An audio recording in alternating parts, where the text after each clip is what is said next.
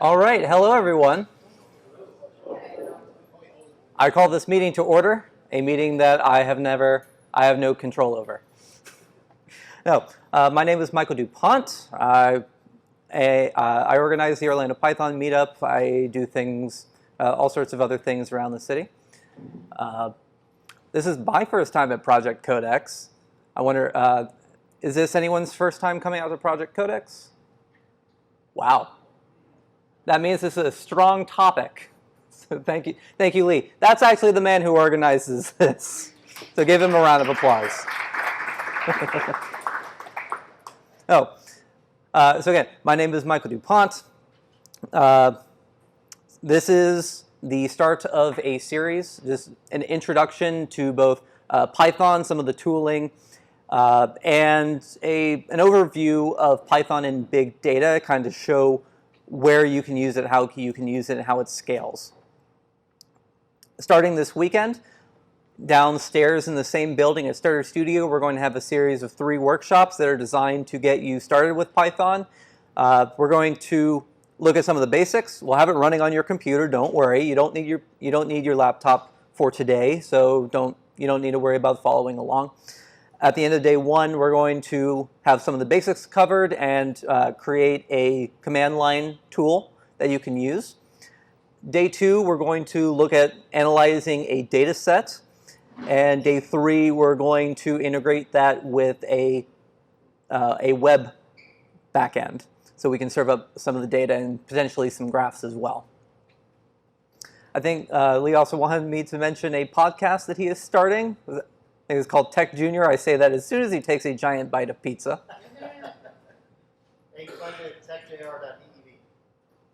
techjr.dev. Okay. And by the way, this is being recorded. It will be available after the fact, as will hopefully all of the workshops that we're going to have in this series. So if we glance over something, or if you know someone that couldn't be here, that should be coming. All right. Now, this is not only a title and a subtitle. This is valid Python code, the first line is bash.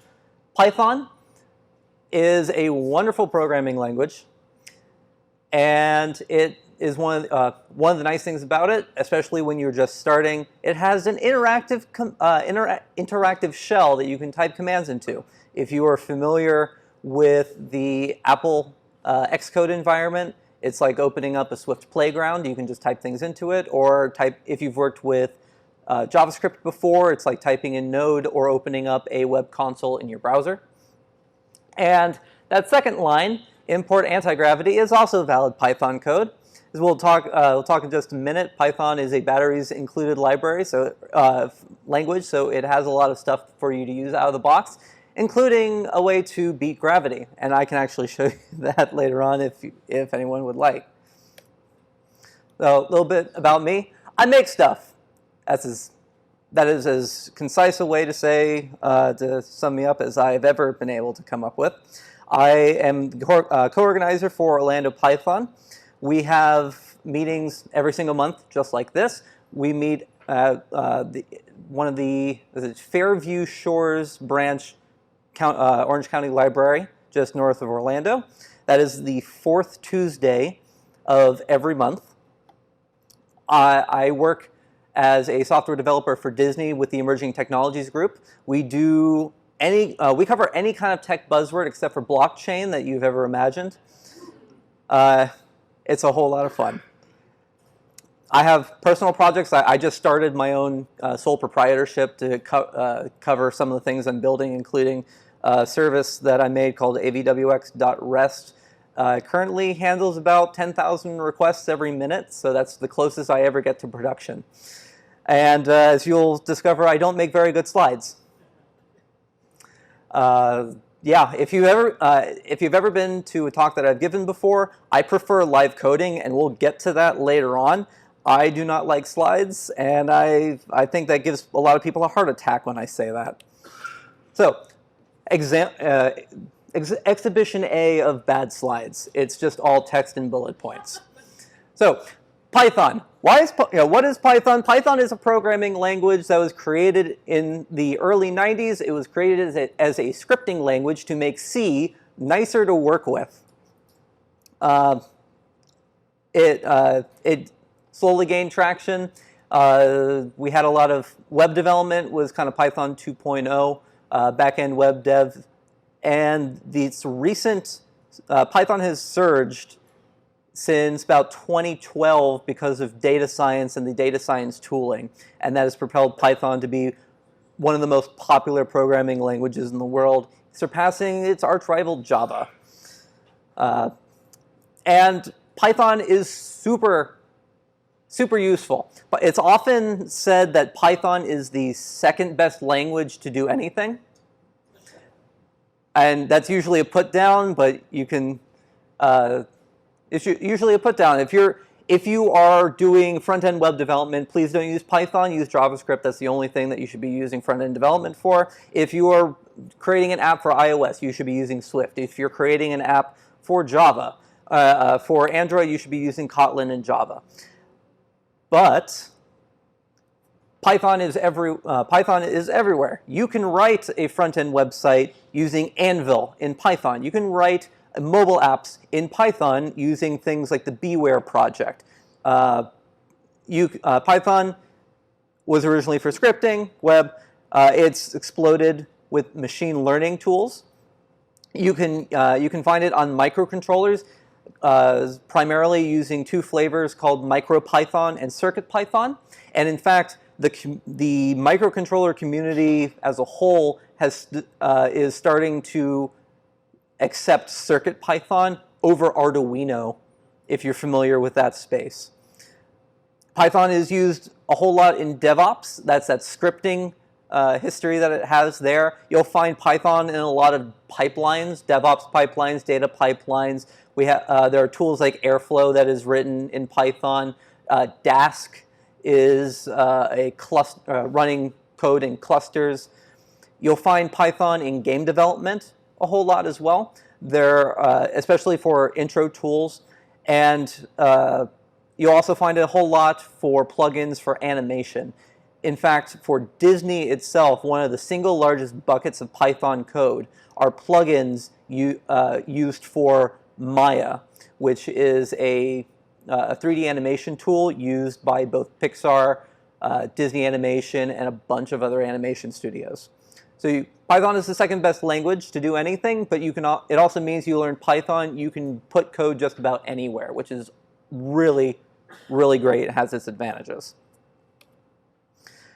I mentioned that Python has grown in popularity. This is a quote out of the most recent Stack Overflow developer survey. Is the fastest growing major programming language, edged out Java, and is second only to Rust as the most loved language, which means that second only to Rust, programmers that are currently using Python would like to still be using Python. If you're writing PHP, you probably don't want to still be writing PHP. The US average this past year for a Python developer was $108,000. In Orlando, that average is $85,000, and JavaScript has an average of $75,000. So if you're just looking for jobs, and you want to start off, you're going to find a higher paying job in Python, probably most likely as either a web backend developer or a data scientist, and you'll get paid handsomely for it. Now, why Python? It is everywhere. Now, Python is very easy to learn. It is often brought up as a beginner language because it reads like English. If you want to do a for loop, you don't need to have parentheses in weird places. You just say for person in people, colon. If you want to go through a list, you say while blank is true, or if this and that, or if this and not that. It's often said that people pseudocode in Python. So, I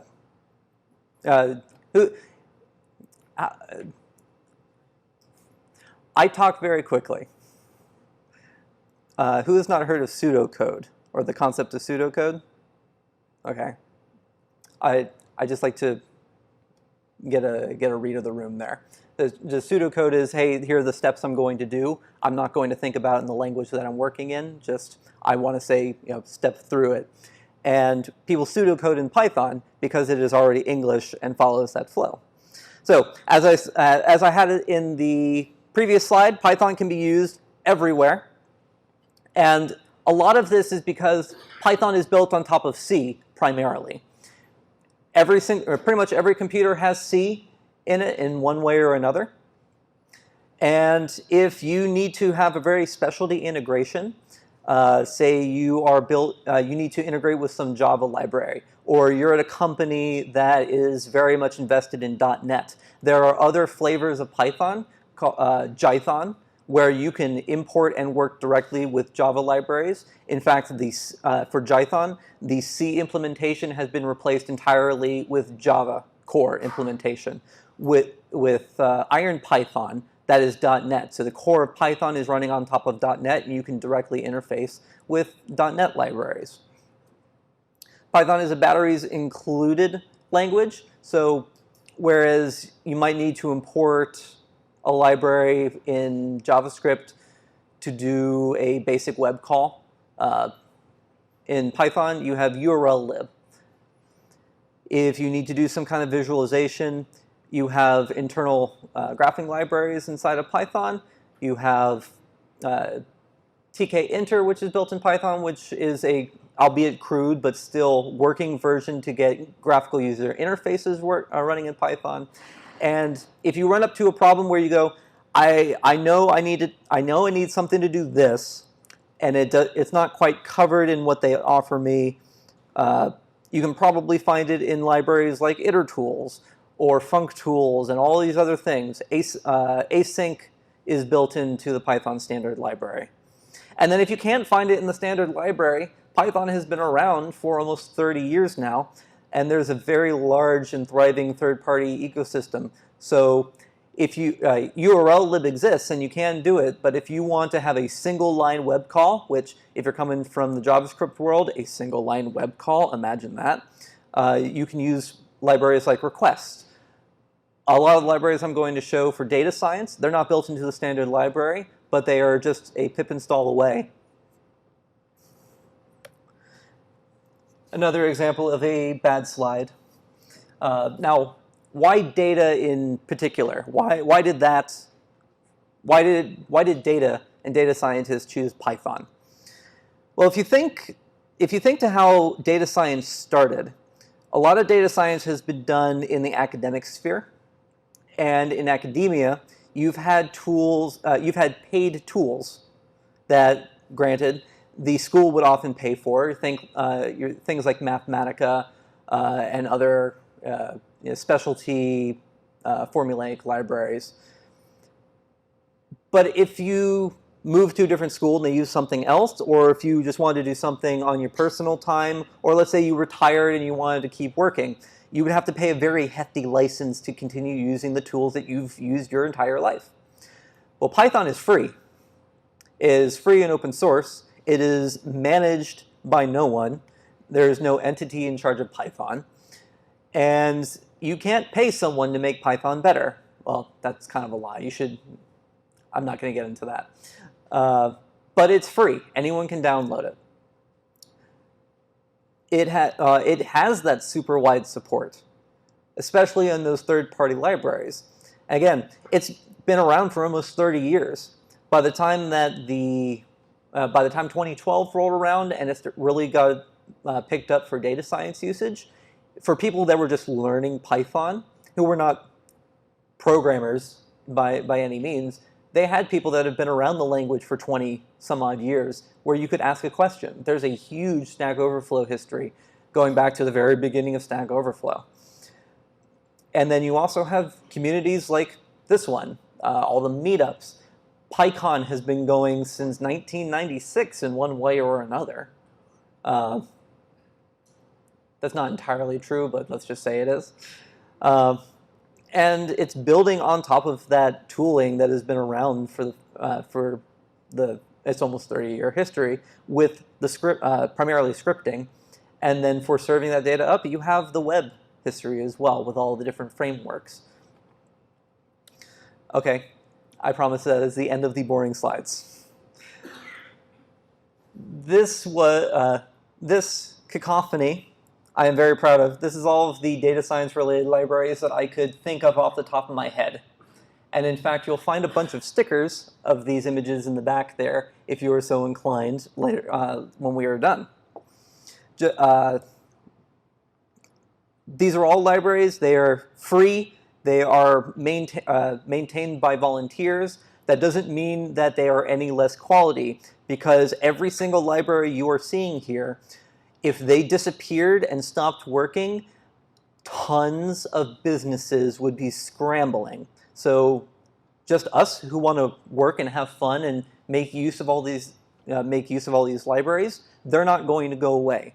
People, the community, businesses are very interested, or have a vested interest in making sure that these libraries stay around, they work, and that they remain free for all. I made some of the bigger ones a little more important. Just we'll take a look at Saipi, Scikitlearn, Pandas. I use Anaconda as my preferred environment manager.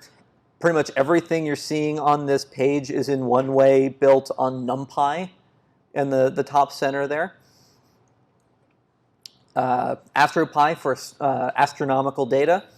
Plotly for building easy to build graphs. You probably heard of TensorFlow if none of these other libraries sound familiar. That is our neural network, one of the neural network libraries. There's also PyTorch, another neural network library.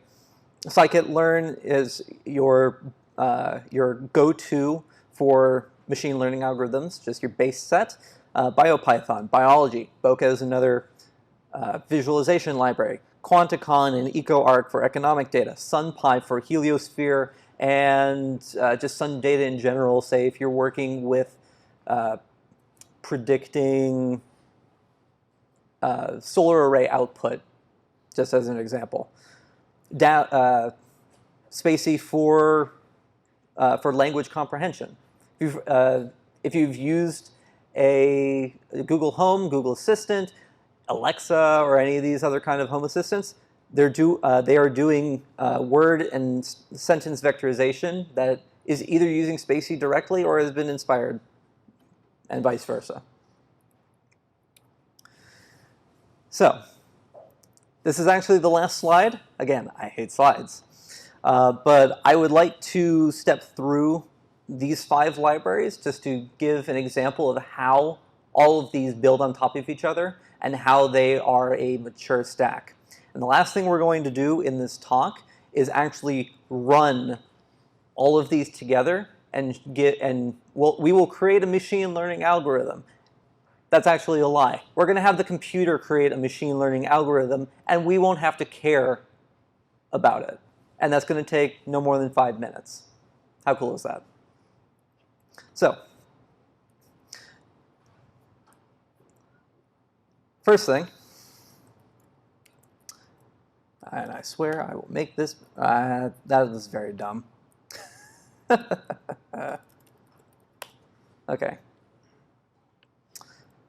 So, I wish Numpy had a better page.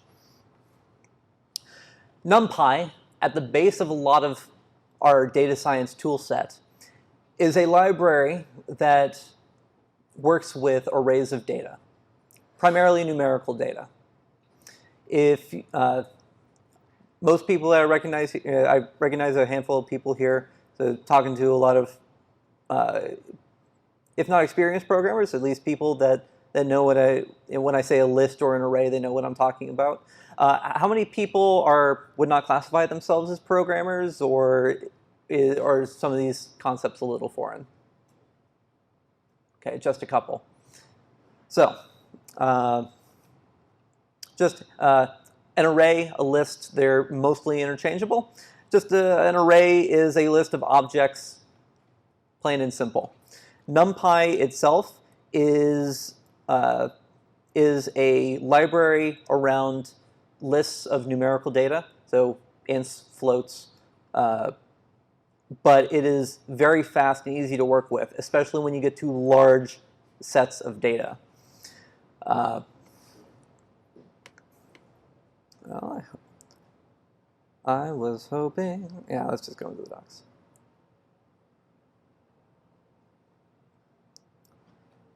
Let's do this.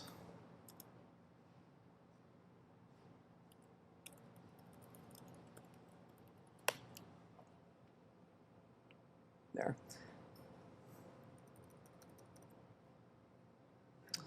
So this is what we call an nth dimension array, and this is primarily what NumPy is used for. If this is a little boring, we're going to get to a lot of exciting stuff. I really just want to show that off of a simple base, we can do some really amazing things. So bear with me, at least at the beginning part. For an ND array, this example here with the 1 zeros, 0, 1, 2 is a two-dimensional array. This is a data equivalent of looking at a spreadsheet. So you're able to look up things by their row and their column index. So if we want to look something up in here, that first row is our row, and then each element in that list, it correlates to a column. So if we needed the second row and we wanted to get, let's say the third column in there represented the number of people living in a house. Well, at that house, there are 2 people living there. Plain and simple. Now, one of the things that NumPy is really good at is making calculations with these. It makes linear algebra really fast. Things like dot products and other things that the libraries we're going to look at afterwards exploit and make use of to essentially make magic happen, which is really cool. Yes? Is it the same keyword for Jag array? Can it be Jag, different dimensions? Mm-hmm. Yeah. Is it the same keyword or is it a keyword? Well, it's going to be an ND array. What NumPy does, when you do numpy.nd array, you just give it the data. And if it will do whatever number crunching it needs to. It's mostly just storing that data, and then it does some calculations to see how many dimensions are there so that any libraries that want to use it know what to expect. It will also do things, I think if you can also specify whether it should maintain the proper shape. So if when you create an array, you should be able to do dot shape, and then it will say, well, this is a 3-dimensional array with 26 rows and 5 columns, and then each of those points has 3. So, for example, that example of a 3D array might be the representation of a color screen or an image, because you would have length, height, and then your RGB values in 0 to 255. So an image itself is a 3-dimensional array. And for anything that is doing computer vision, that is how you would load the data one way or another into the machine learning models, is by converting it into a 3D NumPy array.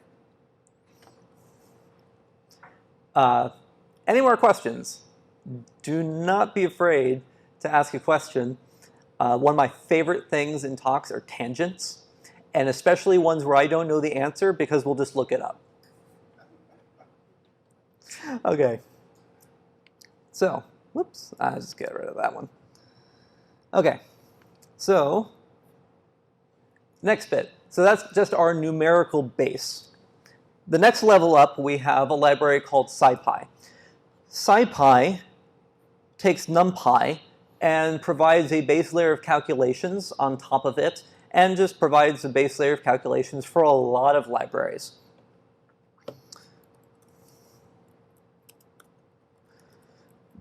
And actually, let's do Saipi spatial analysis.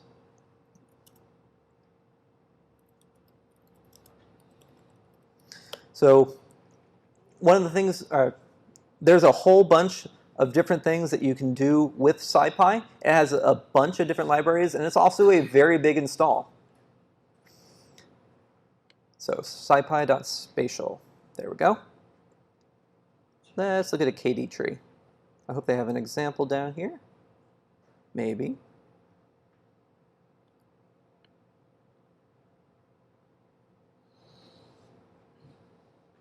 Well,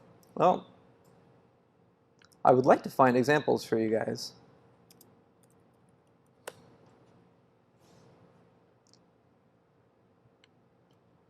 I think that's just the same thing there.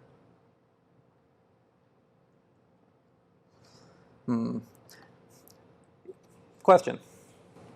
Yeah, so I have an existing database available stuff. How hard is it to plug in into Python? So let's say a SQL database. Is there some kind of support library? How efficient it is? Yeah, so it depends on what you want to do with that library.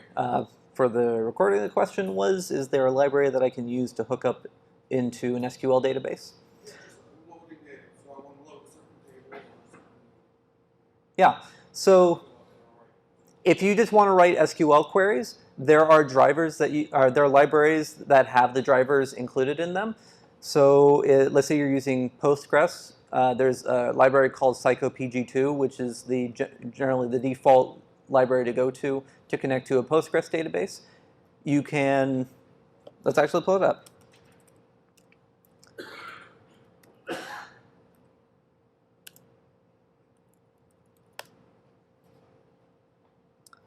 PsychoPG2 tutorial.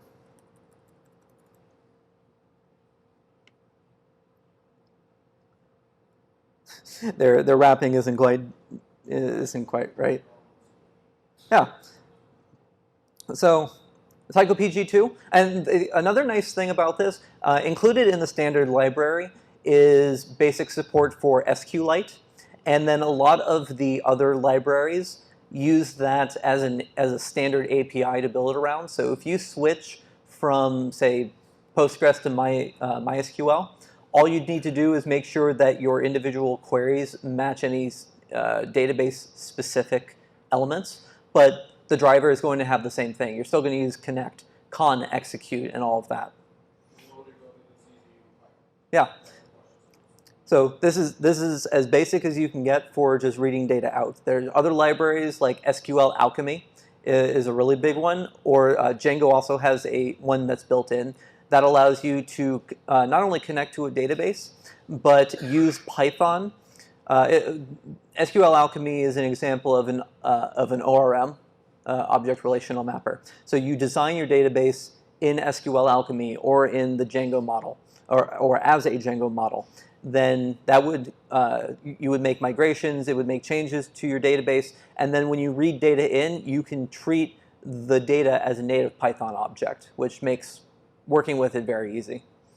And in fact, you can use SQL Alchemy to read the database and interpret what the object should look like for the table that you are connecting to. So you can still use an ORM without actually needing to, in your code, specify what the structure is and use that to maintain it, which is really cool. Another question? Someone who actually learned Python 10 years ago and it stopped, which version of Python should we use, like 2 or 3? So definitely 3. Python 2, which has been the granddaddy for Python 2.7.16, I think they're up to right now, is officially reaching end of life on January 1st of 2020. At that point, it is no longer supported. And in fact, the last couple years, it's been referred to as legacy Python. There is no reason to start anything with Python 2 in mind. There really isn't. Python 3 is faster, it has much nicer features, and it's going to be supported. So Python 3 all the way. They're on Python 3.7.4 right now, and 0.8 is supposed to be released here in the next month. So for SQL Alchemy, you would primarily use it to model your database, and you would just create it like you were modeling a database table. So here's a user. It has an ID column, yeah, primary key, integer, name, full name, nickname, all of that. And then just like any other Python object, when you call the database to return a user, you can do user.objects.query, give it some stuff to query, like ID equals 1, or PK equals 1, or name, let's say age is greater than 18. It will return things that you can iterate through, and they're all native Python objects. You can treat it like any old class.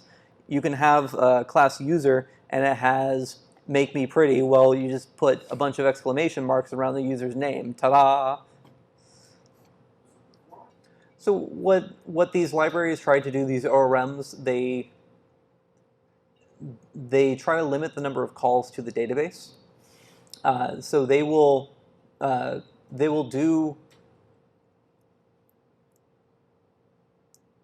they'll try to batch as many things as possible, and you can still explicitly batch your requests as well. With the ORMs, if you're just replacing a Postgres, like I mentioned with the drivers before, they all have the same API, so just change DB equals PSQL clients and just replace that with Mongo. With ORMs in Python, like SQL Alchemy, all you need to do in most cases is just replace the connection string, and you don't need to change any code. I can't say without knowing the greater context around of the actual application to know if one database type on the back end is going to be more performant.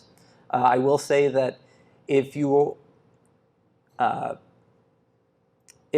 an ORM looks much nicer than using a driver, but the ORM is using the driver internally anyway.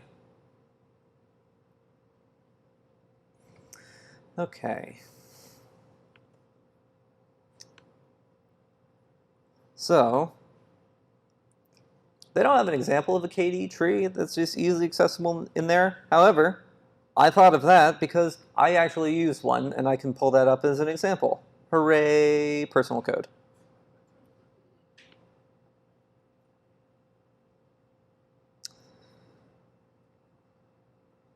So, actually, I think I'm already in the file. Make that bigger.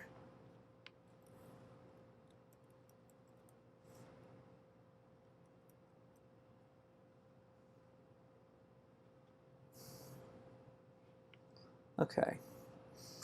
So, let me double check. Yep, okay. So scipy.spatial import KD tree. And there's a little bit of Python exception handling. Because Python is not a compiled language, you can get away with a whole lot more than you can in, say, Java or C or .NET, Swift, so on. Including, well, only enable certain features if the library is found and therefore imported. So if someone installing this library did not care to use this feature and download this very large library, well, then it's not going to break unless they try calling it. So down here, where do I actually have my KD tree? Well, there's coord tree. Okay, make coord tree. There we go. So this is not a getting started example, but one of the kind of things that you can do with Saipi, and remember, this is all built on top of Numpy. That just we work well with arrays. Is this KD tree is going to create a tree of coordinate pairs, and it's going to organize it in however way it does. We don't need to know the structure of it, but what we can do is once this tree is created, is we can query it for coord tree value query. We can just give it whatever coordinate pair that we want, and it's just going to find the nearest n number of stations some distance away to that set. And we don't need to know how to do that. It's doing it for us. So if there, let's just say I have all of the tree locations within the city limits of Orlando. This is actually a project that we've done in the past with Code for Orlando, was tree ordering and tree mapping. Give me the 10 closest trees to my current location. All we need to do is do mytree.value.query, give me the coordinates, n equals 10, and it will just spit back a list of this tree is at this coordinate pair, and here's how far you are away from it. Fairly simple. And again, we don't need to know how the library is working under the hood. It's using Numpy, but we didn't need to do any of that logic. Someone has already done it for us. Don't reinvent the wheel. Have you used it in point clouds? Hmm? Have you used the KD3 in point cloud? The 3D? No. Well, no, I personally have not, but it would work in 3D space. The performance. Yeah, it would work in 3D space because it's just doing a vector finding. Yeah, but in point cloud you have like millions of points. Yeah, So. it should be able to handle it. It's just a matter of how beefy of a machine are you running on, or are you doing any kind of parallelization with it. And we'll actually look at a parallelization library in just a second as well. So just scipy.org, it has tons of stuff. There's the spatial integration. It will do automatic optimization if you're familiar with Fourier transforms. There's our linear algebra library. So if you wanted to compute some very the library we're about to look at uses this a whole lot. But these are things we don't need to know how to do. Someone's already implemented them for us. Oh, and here's that ND image. So ND array, ND image. Okay. Next up on that chain is Scikitlearn. The Scikit comes from Saipi. So anything that uses Saipi and wants to fit in that system, you'll commonly see the prefix of Scikit. So there's Scikitlearn, Scikit image, a bunch of different libraries. Scikitlearn is your go-to base library for machine learning in Python.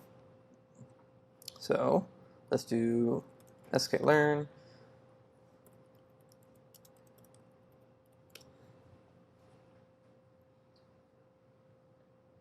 Okay, stable, perfect.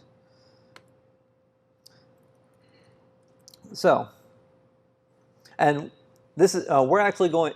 This is one of the starting points where we're going to actually see this data see this kind of code running.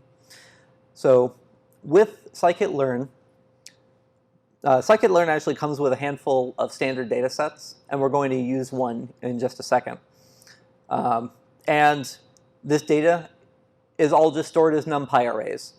So we just keep building on top of one another. But with the example before of, well, here's a row, and maybe this column corresponds to the number of people in a building. This digits.data is a famous data set, MNIST character recognition. So each one of these things here, each row, or just looking 2D. So this corresponds to the pixel location, and then the black and white intensity of that pixel. And using just information like this, you can build a machine learning algorithm that learns what character was written. If you use an Apple Watch or anything else where you can just scribble 3, it's using something that was pioneered by this data set and this kind of tooling. There's a bunch of different algorithms that are included in this, and I can give you an overview. They have a wonderful image in their documentation about just where to start if you have no idea what to use. In this example, they're using an algorithm called a support vector machine. Don't need to go into it, but all of the machine learning tools, or the different models that they have in here, also have a common API. You just call .fit, and you give it the data that you want, and say, here are the values that I expect for each item in this data. And when it's trained, after however many times, you have a test set that you have as well, and you can score how accurate it was. The library is SQL. Yeah, the import name is sklearn. The library itself is called Scikitlearn. It's cheaper. This isn't necessarily a talk on machine learning in general, but would anyone like me to go more in depth into just more of an overview of machine learning at all? Yes. Okay. Glazed eyes also count. No. So the idea with machine learning, compared to just regular programming, with programmers, when you write a program, you're creating an explicit set of instructions to tell the machine how to handle, manipulate, and come up with return the conclusion for a given set of inputs. That's a very pedantic way of describing a function. Given some input, return something. And when you're writing it, there's only one way that the computer is going to actually know what to do with that information. With machine learning, instead of writing the algorithm that tells the computer how to interpret those sets of parameters, you're telling the computer to come up with the best possible algorithm to match what you actually want it to do. So instead of writing the program, you're writing the programmer. And what's really cool about machine learning is you can specialize in writing machine learning algorithms, and you can approach just about any problem with almost, let's say, a feign knowledge, a slight knowledge of the actual domain. But as long as it works, then hurrah, you did it. It's used a whole lot. It's prediction. Machine learning is prediction. And one of the reasons why it has grown or exploded in the last decade or so is machines have gotten powerful enough where it is significantly faster to both train these algorithms but also to use them. Things like neural networks, which are a bunch of different layers, bunch of neurons. They're designed after how the brain is modeled. They've been around since the 60s, but until the mid-aughts, there wasn't the computing power and resources to do as many calculations simultaneously as are required to build these algorithms. However, and a neural network is just a large NumPy array. There are ways to start them. They're all just weights, and when the connections meet some criteria, they pass it down. The model itself is a giant NumPy array. And it's built on top of Saipi that has all of that linear algebra knowledge to manipulate that NumPy array so that all of the weights line up to produce the output that you want. And now you can magically feed in images, and it can tell you where all the faces are in that image. And we didn't need to actually say, well, when you see a corner of a face, that's potentially a face. You should look for more features. It's able to find that to figure that information out on its own, which is crazy. You are programming the programmer, not the program, in machine learning.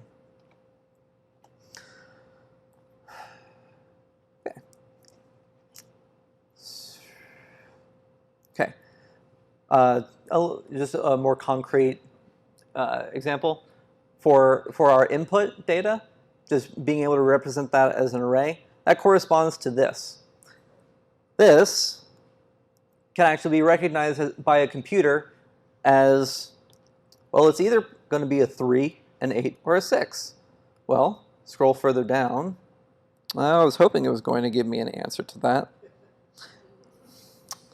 Man, documentation, you just keep setting it up for a big finish and just nothing. But in addition to just things like handwriting, you can do things to pick information out of a data set. You can, or one last thing, or one other base bit of information, and we're going to see this in the example that I have. There are the two of the biggest versions of machine learning models are classification and regression. With classification, classification would be used in this example for the handwriting because there's only so many possible outputs. Your digit that you're trying to recognize is a 0, a 1, a 2, so on up to 9. There's only 10 possible values. So given all the input information, when it finally comes down through to the end of your machine learning model, there should only be one answer. Then in regression, if you've ever heard that term before, it would have been in math class, is where you're trying to fit a line to a set of data points on a graph. You can do that with machine learning, but instead of being in 2-dimensional space or 3-dimensional space, it's as many possible data points as you possibly want. So we're actually going to use that. We're going to look at housing information. So instead of having only 10 possible examples, it's anywhere in a curve or anywhere in a range. So if the output is, the output could be $8,000 or it could be $10,000, so on like that. Sorry, that went down a little bit into the weeds, but machine learning is its own beast. And if you want to learn more, there's the Machine Learning and Data Science meetup here in Orlando, and they've been doing a great job with it. I would highly recommend them. Okay. So that is the last we're going to talk about any kind of math-related concept. We haven't actually done any math, and we're also not going to do math. But the next thing I want to talk about here, hey, I've been a programmer for 9 years. I think I've maybe only written 10 lines that actually had math. The only times most of the times when I use plus signs or minus, I'm trying to add strings together or lists. I'm not adding numbers together, are you kidding?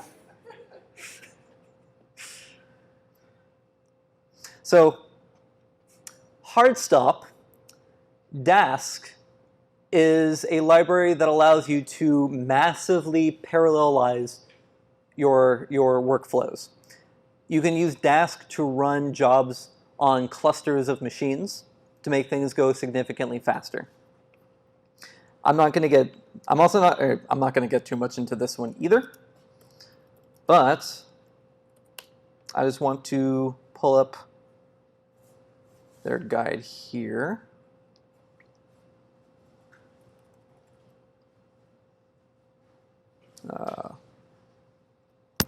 Okay. So Dask is a massively parallelization library, and one of the nice things that it does is it maintains the APIs for the most common libraries that you would use in data science. For example, in this example right here, they have a Dask data frame.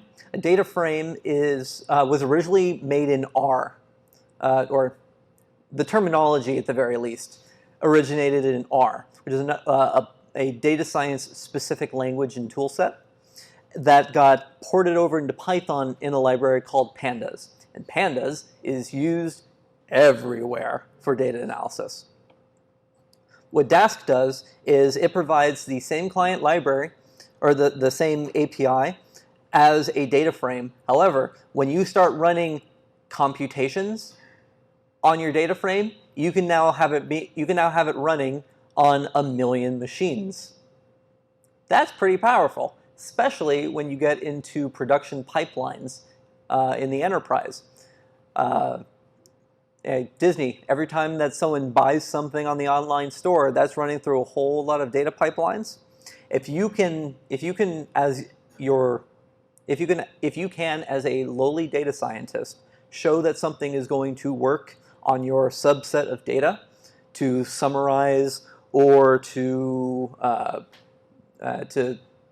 even have a micro machine model running against something, being able to, while only replacing a single line of code, instead of from pandas, import pandas as PD to do import dask.dataframe as DD, and all the rest of your code is the same, that's a very powerful tool. And as the developer, and probably even more importantly, as the DevOps person that's going to be in charge of this thing in production, knowing that it's going to run and that you don't have to care about the actual implementation of making everything massively parallel means that it's going to go to production faster, it's going to have less problems when getting pushed into production, and it's going to be easier to upgrade that over time. And Python 2, PHP, Perl, Fortran, they all still exist because no one wants to be that person that broke it because they touched it. I think on their homepage, yeah, I remember seeing this. So they have Dask has one for pandas. So this is actually the pandas example, and this is the massively parallel drop-in replacement for it. They have one for Numpy, which we covered before. Also Spark, that's another machine learning one, and they also have one for some machine learning libraries as well, some other ones. I think they had a no. Oh, I'm still in the docs, that's why. Dask.org. That's the page I was thinking of. Yeah, so they also have an API for Scikitlearn, which we just looked at. So just being able to say, hey, on my machine, or even on my really beefy AWS instance, all of this code works to create my machine learning model. All I do is replace sklearn with Dask, and now it's running on 1 million machines. That's very powerful. And they have this lovely little graphic, just, their graphics don't scale. Boo. But just showing that you can scale up to whatever you need it to. Okay, that is as close to DevOps as we're going to get. Lastly, to top all of this off, I want to actually show you Teapot. Teapot is a tool written in Python that is classified as an AutoML algorithm. If you've the AutoML and all of those kinds of algorithms, instead of writing the model yourself, usually when you come up with a model, you have to look at your data set. You need to understand your data set so that you can choose the right model and then fine-tune the hyperparameters. And then after a lot of iteration, you have something that works. AutoML algorithms remove all of that. AutoML uses, it's a genetic algorithm that runs you should run many generations. It starts with a random subsample of tons of different options, tons of different configurations. It runs all of them against the data that you provide, and when they are all done, it compares them. It keeps the best, culls the rest, and now that's your new generation. It makes some slight tweaks to either model types or to hyperparameters. It does it again and again and again. Some of the early examples, and if you've seen a genetic algorithm, you might have seen a genetic algorithm beating Mario. They are used and tested a lot for bots beating computer games. They're quite fun to see. But genetic algorithms, they allow you to create the optimal machine learning model for solving any task, provided you have the data, the time, and the computing resources. And they are meant to run for a very long time. The documentation for Teapot actually says, with a sufficiently sized data set, you should expect to run this for hours or even days to make sure you have the absolute best model to run in production. And it's using Dask and Scikit-Learn, which builds on Saipi, which uses Numpy. They are all built on top of each other. And that's where we're going to get into some live code. I have 40 minutes left. It's not going to take that long. So first thing I need to do is actually go into the code library. At the end, I'm actually going to pull up the repository. The code that I'm going to run here is already available on GitHub for people to peruse afterwards. If I can remember what I called it. Yes. Okay. So I use Anaconda for my virtual environment manager. And Anaconda, which back on this slide here, Anaconda with the green circle there. Anaconda is a virtual environment manager specifically geared towards data science. One of the biggest advantages, especially if you are on Windows, is that Anaconda, Conda, Mini Conda, using something called Conda Forge, Conda and Conda Forge, have pre-compiled binaries of the most popular data science libraries. So that thing I mentioned where my Fortran compiler was out of date, I wouldn't have to compile that. I wouldn't need to worry about it. You would just do conda install scikit-learn, and it says, oh, you're on a Mac running this, and you're using this chipset. I already have the stuff for that, and down it comes. So let's start, you can call it, WS. So now I'm in there. There's a tool called Jupyter. I'm going to actually make this a little bigger. I think this is the last thing I'm going to type into here, but it's good to see. So Jupyter Notebook. When you're coding in different languages, you might work in a text editor or an IDE. So if you're programming for iOS, you're in Xcode. There is Visual Studio for the .NET languages. You have Android Studio for Android. Some of the popular, or one of the popular ones for Python is called PyCharm. If you've done web development, you might have used IntelliJ, the same company there. But Jupyter is a web interface. So Jupyter Notebook, and it should open up my browser here.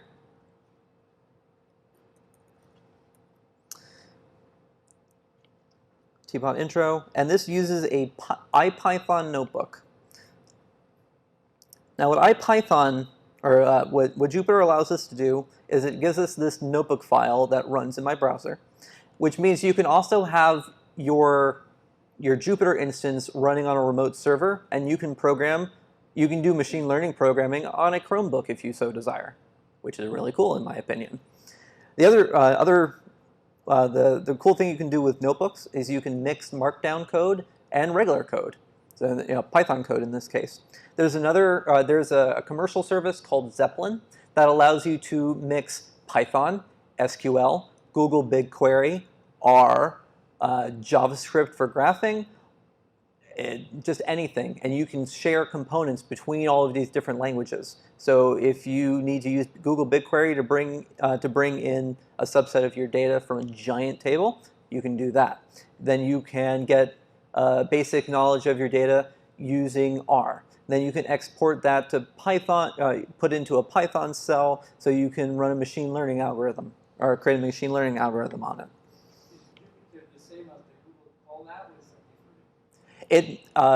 Google Colab is based on Jupyter Notebook. Whether they want to admit it or not. So And this is all annotated, by the way. So when you look at it at home, you're not going blind. And the recording will be available as well. So we're going to use a little bit of pandas. Here's our Scikitlearn. We're going to use it to load our Boston housing prices data set, train set split, and then here's our Teapot. So very quickly, just run that, get that out of the way. There we go. Yeah.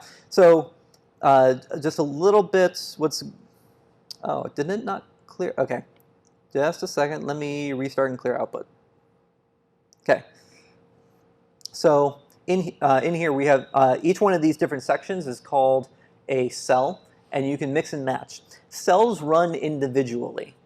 So if what you can do with cells, and the reason why this is very popular for data science, is I can have this cell that runs my imports, and this load Boston, it's grabbing the actual data and importing it into memory.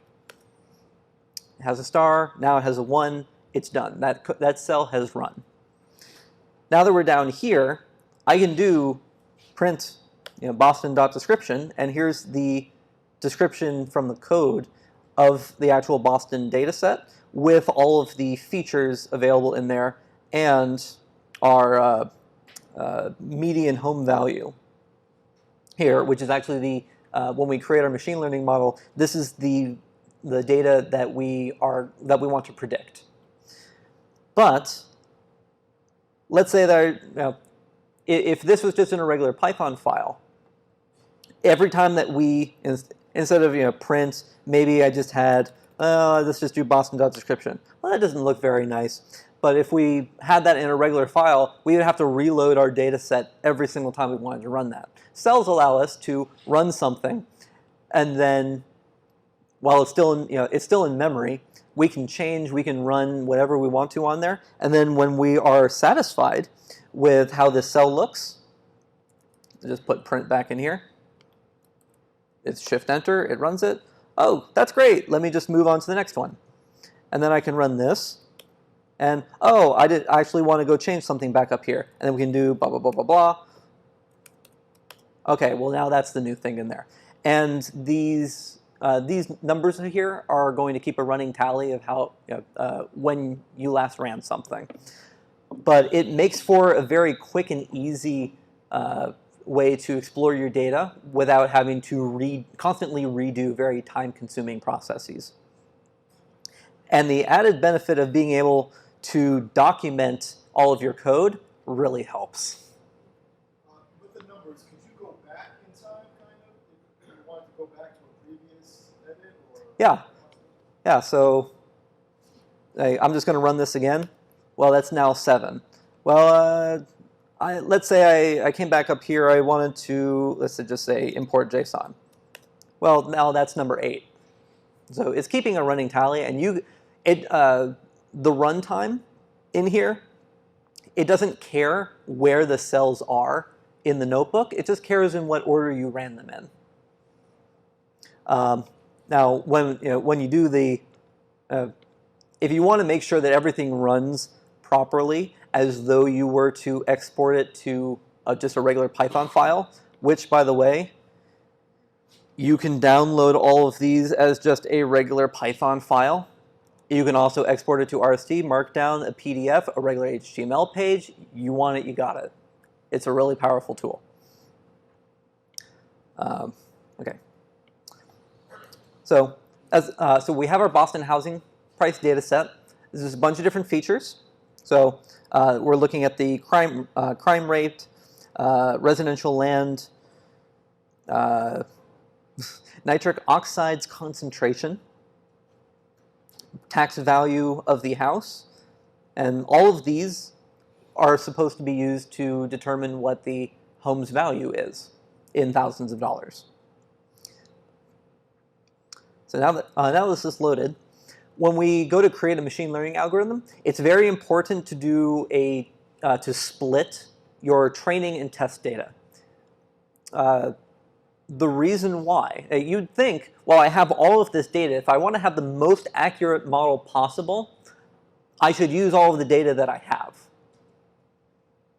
That causes it to overfit to the data that you provided and means that it is less, it will be less useful in a real world scenario. So if you give it a value, or if you want to predict on a value that was not explicitly in the data set, if you haven't trained it, or if you haven't tested your model against information that wasn't in your data set to begin with, you don't know how accurate your model is actually going to be when put into production.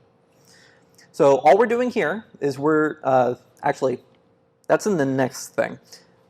I put this in last minute because I wanted to show off pandas. Silly me. So this is just loading our data in our Boston.data into a data frame. And a data frame is just an Excel spreadsheet, except much better. For example, there's you can only have, I want to say 4 million rows in an Excel spreadsheet, thereabout. If you're doing data science, you might be running on 100 million rows. And if you try to open that in Excel, your Excel is going to crash because it can't handle it. Pandas can handle it. And if you do the Dask version of Pandas, there's virtually no limit to the size of your data set because now it's all just being handled in parallel. And then all we're doing right here is we're just adding in a new column that actually has the actual housing prices so we can see it all in a single thing. And then this is just printing off the first 10 rows. Another great thing that Jupyter lets us do, or Jupyter does for us actually, is it gives us these really pretty printouts of very common data, or common objects. So if this is printing off in here, but our interface is creating this very lovely looking Excel-like representation of our data, including our row numbers, 0 indexed obviously, and our header values, or header names. So we can see that, well, this house has a crime rate that is 3 times higher than this house over here, and this house has a slightly higher tax value. It's slightly younger, so this is actually worth about $2,500 more. And you can just look at this data. You can get a feel for what the data looks like by just doing this. If I want to insert a new cell below here, BDF, I'm very rusty on my pandas, by the way, which is why this was a last-minute inclusion. Let me actually do, I'm going to cheat a little bit. BDF dot, I want to look at age. That's a very simple one.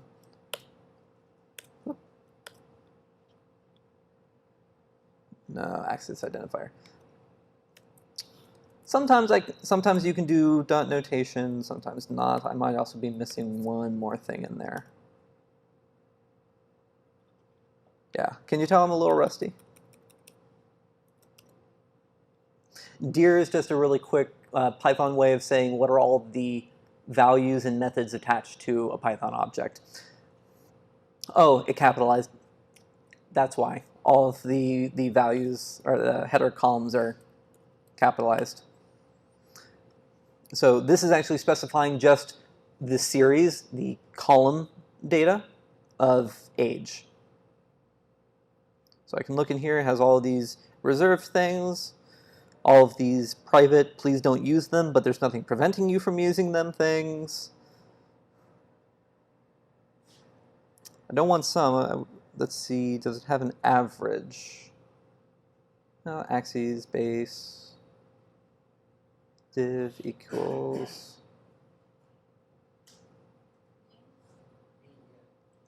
Oh, mean, that's right. Okay, so if we just want to get the average age of the houses in this data set, we can just do bdf.age mean, and I think it's also a function. The average age of the house in this data set is 68.5 years old. That's pretty quick. there's only about 500 rows in here. I think if we do, let's I think just len of Boston data frame. 506 houses in this data set. You can, because data frames are just tabular data sets, you can treat them as though they are tables in a database. You can do joins. You can. There's actually a library called Panda SQL where you can actually write SQL queries and have it query your data frame that's in memory. That's pretty cool, and especially that's also really great if you just want to learn some weird, or if you're just learning or you want to experiment with some SQL queries and not touch an actual database. You just load a data set into memory, load Panda SQL, and now you can experiment with writing SQL queries just locally on your computer. No database required. So I'm going to delete that cell and continue on. Okay, now training. Here's where that training test split happens. We're just giving it Boston.data is all of the features that we're going to train on. So it's everything that was in that data, or that's in the data set except for the housing price. The price, because that's the thing we want to predict, is our Boston.target. And we have a training size just right here. We're going to specify that 80% of our data is going to be used for training, and then we are reserving 80% for training and then 20% for testing. So run that. Is there any recommended sizing for that, or are you just pulling out the top? It depends on how much data you have and what domain. Also, sometimes just play around with it a little bit. Machine learning is not a science. It's just being willing to play around with things until it works. And a lot of that is actually about to be taken care of in 2 lines of Python code. Absolutely. So the statement is how to separate training and test. By the time you get to the actual training and test split, it should be random. I think you can provide this function here with a seed for random. So if you want to do just reproducibility in your same file, you can make sure it's giving you the same values every single time. But by the time you get to your training test split, your data set, you should have gone from a very dirty data set to a clean data set, at least initially. Data is never going to be clean when you put into production. There's always going to be something that pops up. But at the very least, when you first approach a data set, that's why it's so important to get a visual on what's going on. You want to see where null values are. Usually you want to replace a null value with a 0 if you're dealing with numeric data in that column. You should make sure that your data set has been deduplicated.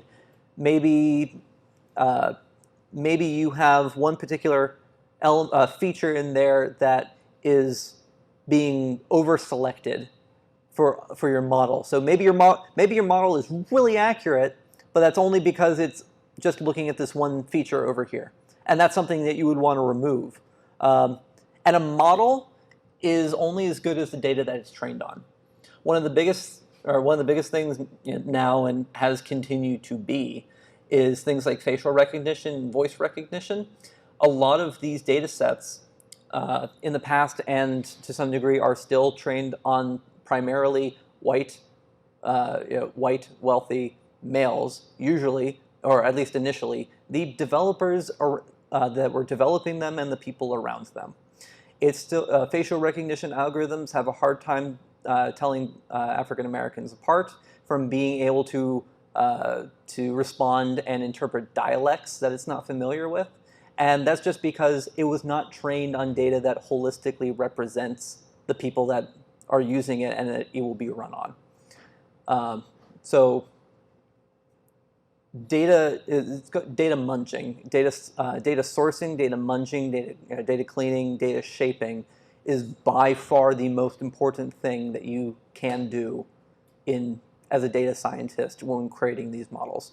because if your data set is biased, your model is going to be. And then you end up with models like there was a model at Amazon that they were using for filtering out resumes to get to the next level. It was filtering out pretty much everyone that had a black sounding name because it wasn't in the data set that they trained it on, or the people that they had previously hired that said, this is a kind of person that we want to hire, did not have any of those features. So the model, based on the biased data that it was trained on, became biased, and then they started using a biased model.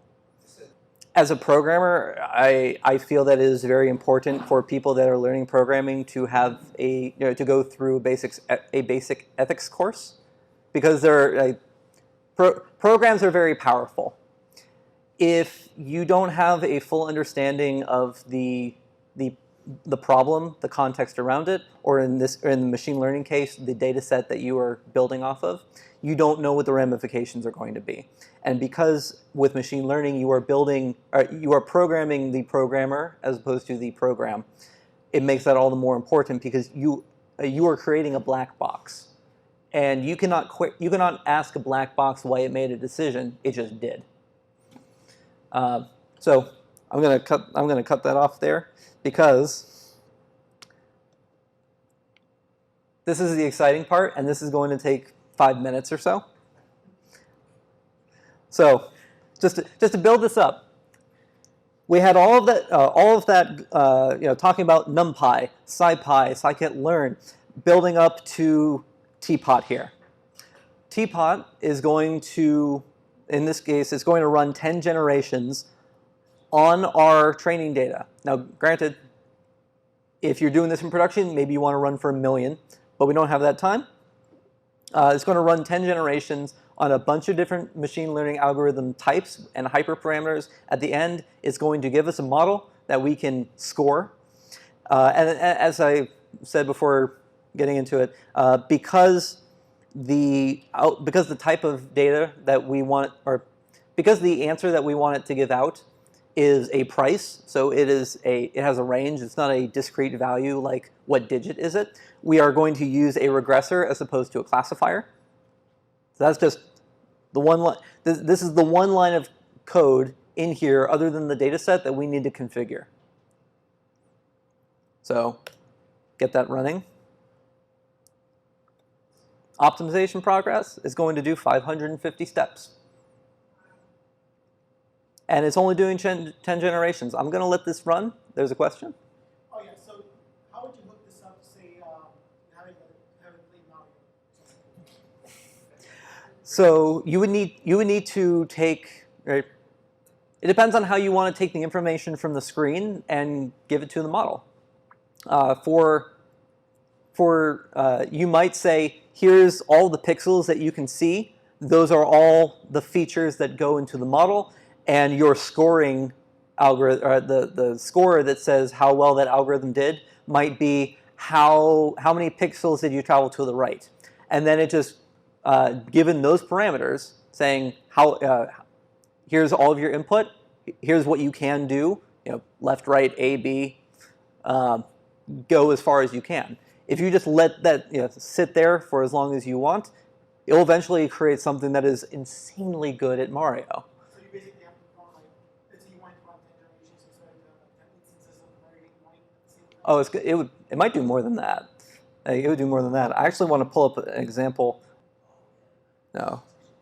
So this isn't actually showing the generation process, but this is Mari.io. And this is a known library. This is after however many generations, this is what was produced that got the highest score while completing the level. Shock, it's not getting anything. It's not even killing things. So do you set the rules like if you get this means to get hit? Like, you have to set the rules first in order to train it? Like where do you set that? I haven't dealt with this. That comes with how you want to model it in the beginning, but yeah. So great, it's actually showing. Yeah, so it's saying here are places where you can stand. Here are enemies. Here are projectiles. Here you are. Based on all of that information, what buttons do you want to press in this exact instant? Wow. So that's the entire feature set. That is like giving a static image or a pixelated image to a computer vision algorithm, like the character recognition data set. I'm trying to think of it like actually killing all the monsters and collecting all the coins. It doesn't know that it's killing a monster. It just know that, hey, if I do this, I got more points than not by doing this. Right. I'm thinking the programmer is just static and beat the level. Yeah, and this probably ran for a day at least. Right. Totally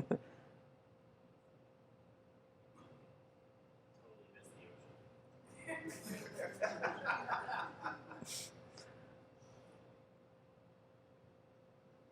ocean. I'm sure this has a whole.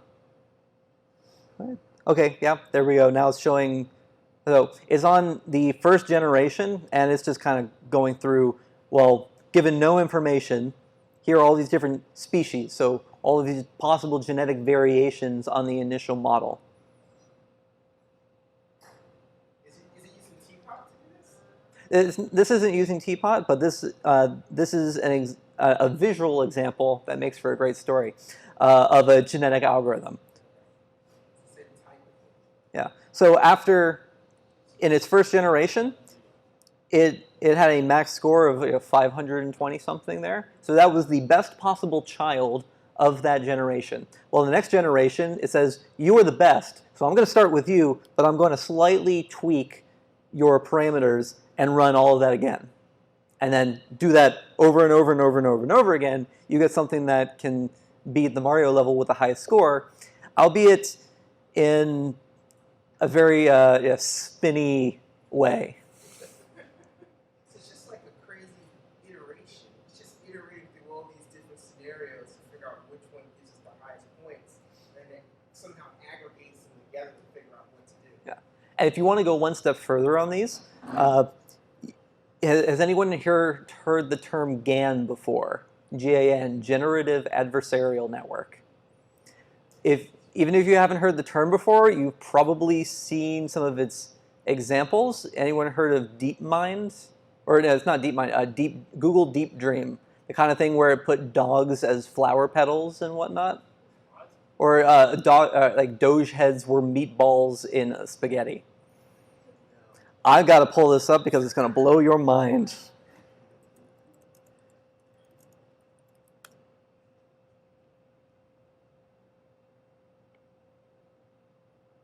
So here's Starry Night as an export. Oh, after it's gone through Deep Dream.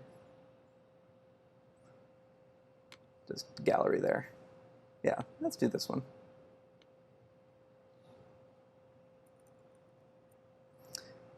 So it saw all those spirals and said, eyes and peacock feathers, that sounds good. This kind of looks like the nose of a fox a little bit. These, just look at this later, they're super trippy. So a generative adversarial network takes that genetic algorithm and then pairs it with a machine learning scorer. Said, okay, I want you to keep coming up with genetic variations, and I'm going to score you based on what I think most looks like a human. There's a website, I think it's called This Person Does Not Exist.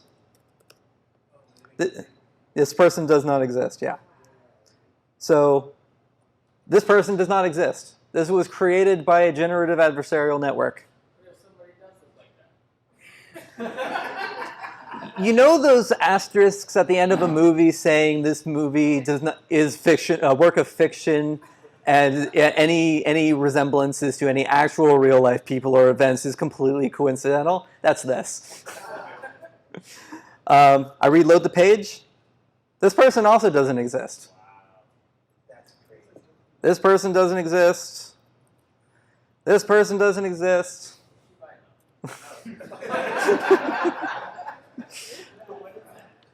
So these are some of the crazy things you can do with some of the newest tools. But let's go back to the reason why my computer fan is streaming right now. Where did you go? There it is. Okay, so we're 70% of the way through. It's on generation 6, or it's completed generation 6, and we've gotten this score. Now, in a regression, the closer the score is to 0, the more accurate the algorithm is at predicting, in this case, the housing price. With a negative score, I believe that means it's slightly underballing. However, some knowledge of the Boston dataset, there are some outliers at the high end of the scale that kind of drive up the average a little bit for some other areas, but cause the score to be undervalued. In this case, the sum total, or the mean deviation in the score, it's undervaluing the average house by about $10,000. But in 7 generations, it's reduced that by about $2,000. So I told it to go for 10 generations. It's been running for almost 9 minutes now. It says it has about a minute and a half to go. And I don't have Dask enabled on this either. This is just running single-threaded. So, who wants to see some more weird faces or something?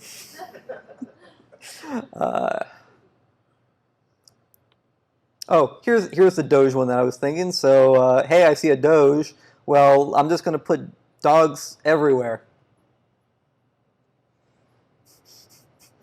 Hey, if people are familiar with a Mandelbrot set, the more you go in, it just keeps infinitely repeating itself. Yeah, this Doge doesn't have a nose, it has a dog. And it's made of other dogs, and that might be a little bit of a parrot there or something.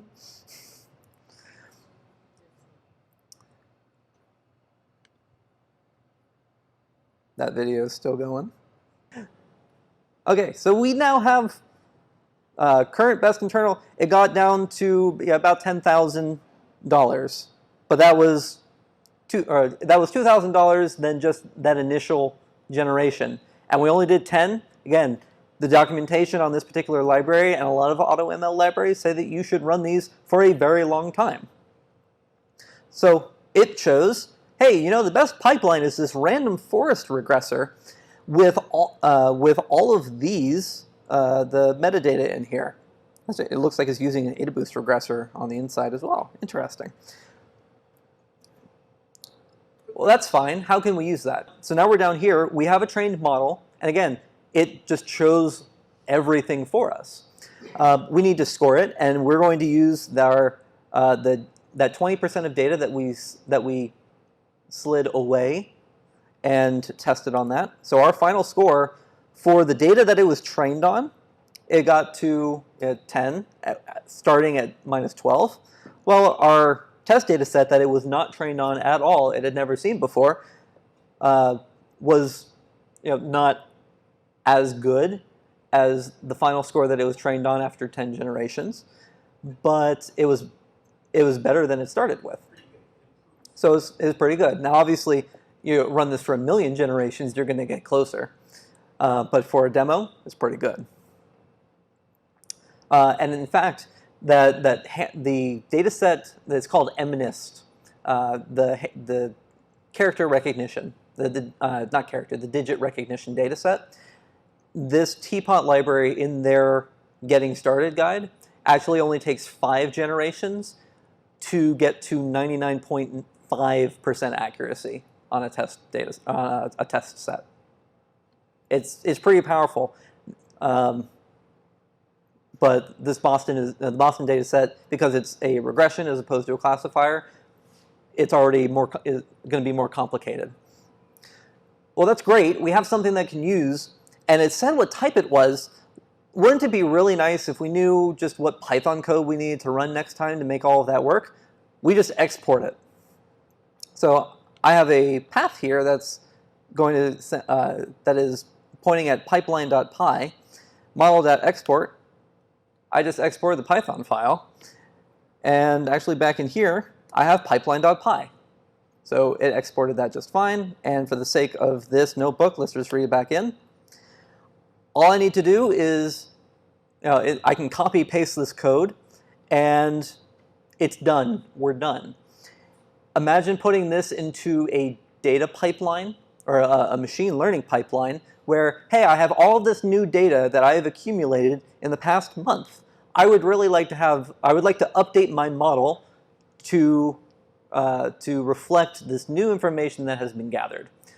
Well, hey, I have a trigger that says it's been a month since the last time I did this. Let me grab all the data. I'm going to import it into as NumPy, put it into pandas. I'm going to put it into my Teapot regressor. I'm going to let that run for 2 days, however long it takes, and then click export. Well, I now have a Python file that I can use. Let me just go put this over here into an S3 bucket and then call my production servers to reboot themselves. Well, now that they're rebooting, they go grab that new Python file, and boom, I have an entire automated machine learning pipeline for my new data ready to go. And we never had to do any actual machine learning programming to choose, because maybe, hey, with that new data, this particular machine learning algorithm is going to be more accurate than the old one that we used, and we wouldn't know that if we just kept using the old one. So, wrapping all of that up and the talk, because it is now 9:02, Python is very powerful. It's everywhere. It can do a lot of things, but it's also very approachable and easy to start with. It reads like English. You can use it anywhere. The tooling and libraries are all very mature, and new ones keep popping up every single day. It's astounding. So that's it for this talk. This wasn't meant to be a follow-along. I love live code, so I obviously had to include some. But we're going to do a lot more starting this weekend, this Sunday at 9 a.m. Yeah. Yeah, it's the Starter Studio, which is on the first floor of this building. It used to be, at Starter Studio. For the first day, we're going to make sure that Python is running on everyone's machines. We're going to do a basic overview of the different features, or the different elements of the language, our different types. We're going to go through loops of various kinds, functions, classes, and at the end, we're going to install a library that allows us to easily make command line utilities. So you'll have something that you can run afterwards. And I'm going to keep this GitHub repo up to date with all the stuff that we're doing in the workshops, including the notebook that we just ran. So that is at Flying Actor 91, Codex Python Workshop. And I'm going to post this as a comment on the meetup page when we're done here. Okay? So thank you all for coming out. Another big hand for Lee. There's still some pizza available. Maybe.